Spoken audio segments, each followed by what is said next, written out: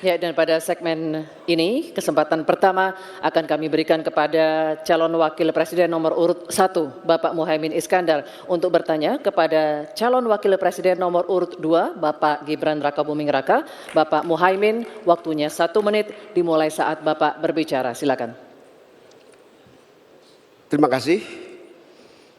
Pak Gibran, Indonesia ini terdiri dari berbagai bioregional, di mana kita harus betul-betul mengerti agar pembangunan kita tepat sasaran dan bisa tumbuh dengan baik.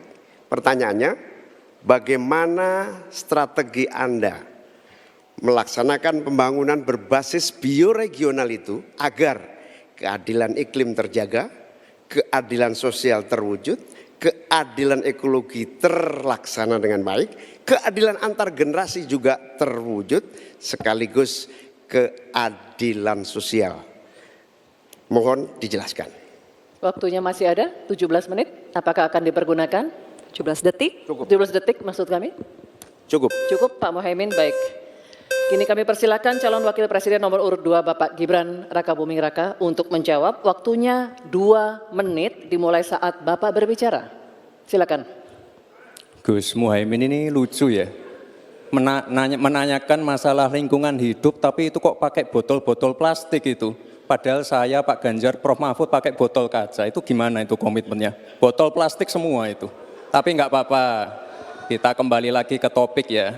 Intinya di sini kita sudah berkomitmen untuk yang namanya pembangunan tidak boleh lagi Jawa sentris, harus mulai Indonesia sentris. Kemarin Gus Muhaimin menolak IKN, tidak apa-apa, akan kita lanjutkan dan akan kita perkuat IKN itu. Sekali lagi yang namanya pembangunan yang masif harus memperhatikan aspek lingkungan, sosial dan keberlanjutannya. Kita pastikan mencari titik tengah, sekali lagi titik tengah, titik keseimbangan. Membangun hilirisasi industri, tapi harus memperhatikan lingkungan hidup. Menggenjot produktivitas para petani, sektor maritim, tapi juga harus menjaga keseimbangan alam. Pastikan sekali lagi AMDAL,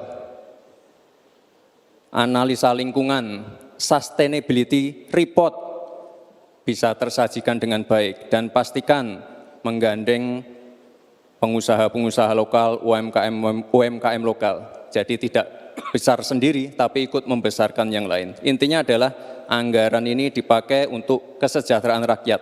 Pemerataan pembangunan itu penting. Dan sekali lagi, pembangunan yang masif harus memperhatikan sisi-sisi lingkungan hidup. Karena sekali lagi, yang namanya bencana kekeringan, banjir, kenaikan air laut, ini ancamannya sudah ada di depan mata. Dan ini adalah ancaman yang sangat nyata. Terima kasih.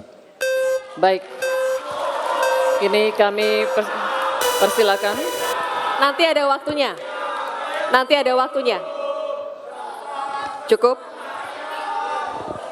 Cukup. Kami persilakan calon wakil presiden nomor urut 1, Bapak Muhaimin Iskandar, untuk menanggapi. Waktunya 1 menit Bapak di saat berbicara akan dimulai. Silakan.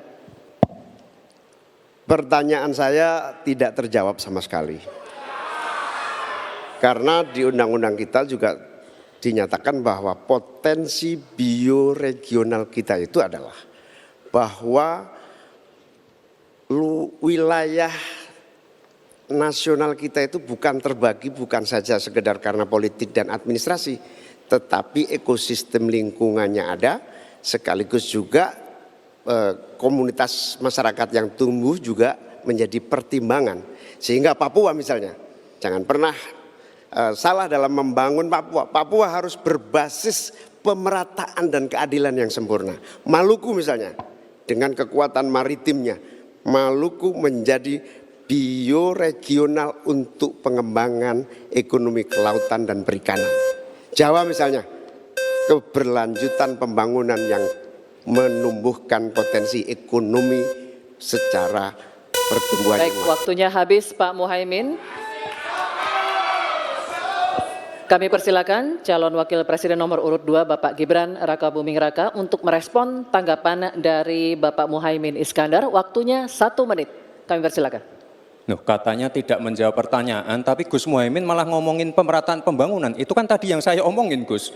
Pemerataan pembangunan yang tidak lagi Jawa sentris, harus Indonesia sentris. Pembangunan IKN sebagai simbol transformasi pembangunan Indonesia, Papua, dan lain-lain. Itu kan tadi udah saya jawab. Intinya sekali lagi, pembangunan tidak boleh lagi Jawa sentris, harus lebih memperhatikan masyarakat terutama yang ada di luar Jawa, biar bisa merasakan akses konektivitas yang lebih baik lagi, menurunkan inflasi, menurunkan Gini rasio, meningkatkan peluang kerja, menumbuhkan titik pertumbuhan ekonomi baru. Itu tadi kan udah saya jawab, Gus. Mungkin Gus Muhaimin juga tidak paham dengan pertanyaan yang diberikan ke saya. Mungkin itu kan dapat contekan itu dari Pak Tom Lembong mungkin ya. Terima kasih. Masih ada waktu, Pak Gibran, cukup? Tenang. Tenang.